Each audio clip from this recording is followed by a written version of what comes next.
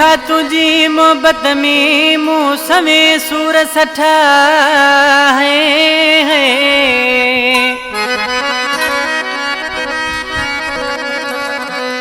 ओ मिठा तुझी मोहब्बत में मुँह समें सूर सठा।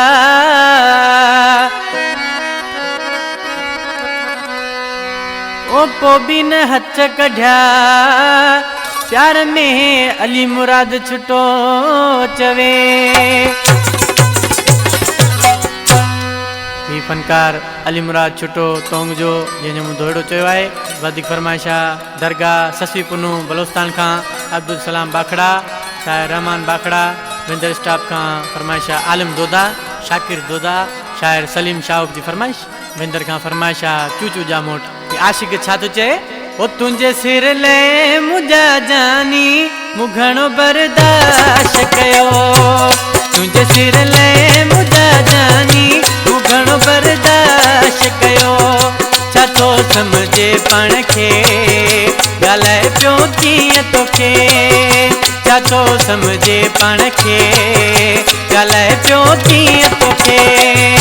ओ तुंहिंजे सिर ले मुंहिंजा जानी मूं घणो बर्दाश्त कयो। तुंहिंजे सिर ले मुंहिंजा जानी मूं घणो बर्दाश्त कयो।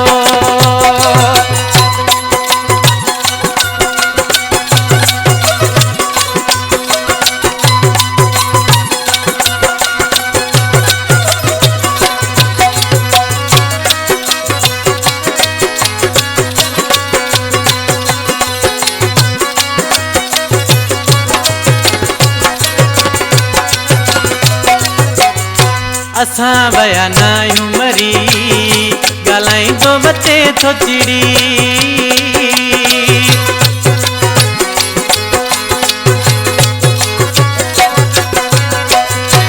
असां वया न आहियूं मरी ॻाल्हाईंदो मथे थो चिड़ी। हथ न ईंदो माइटनि खे हाणे जे हिते हू रहियो। तुंहिंजे सिर ले मुंहिंजा जानी मूं घणो बर्दाश्त कयो। तुंहिंजे सिर ले मुंहिंजा जानी मूं घणो बर्दाश्त कयो।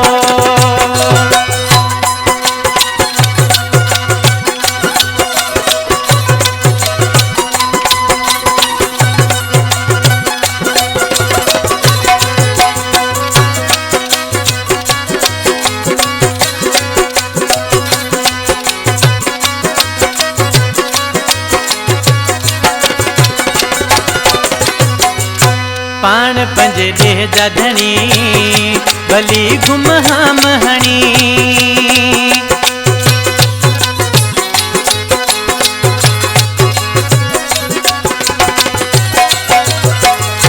पाण पंहिंजे ॾेह जा धणी भली घुम हाम हणी।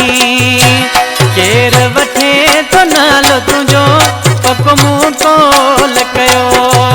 तुंहिंजे सिर ले मुंहिंजा जानी मूं घणो बर्दाश्त कयो। तुंहिंजे सिर ले मुंहिंजा जानी मूं घणो बर्दाश्त कयो।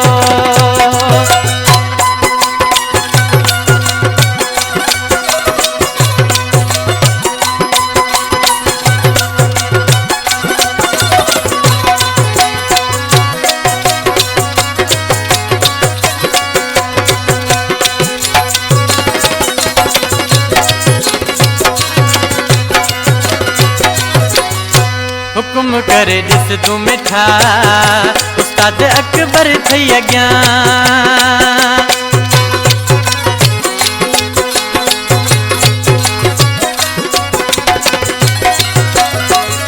हुकुम करे ॾिस तूं मिठा उस्ताद अकबर थई अॻियां। ससवी पुनू में बखड़ो थे वाजो पलाद थींदो। तुंहिंजे सिर ले मुंहिंजा जानी मूं घणो बर्दाश्त कयो। छा थो सम्झे पाण खे ॻाल्हाए कीअं पियो तोखे। छा थो सम्झे पाण खे ॻाल्हाए कीअं पियो तोखे। ओ तुंहिंजे सिर ले मुंहिंजा जानी मूं घणो बर्दाश्त कयो। तुंहिंजे सिर ले मुंहिंजा जानी मूं घणो बर्दाश्त कयो।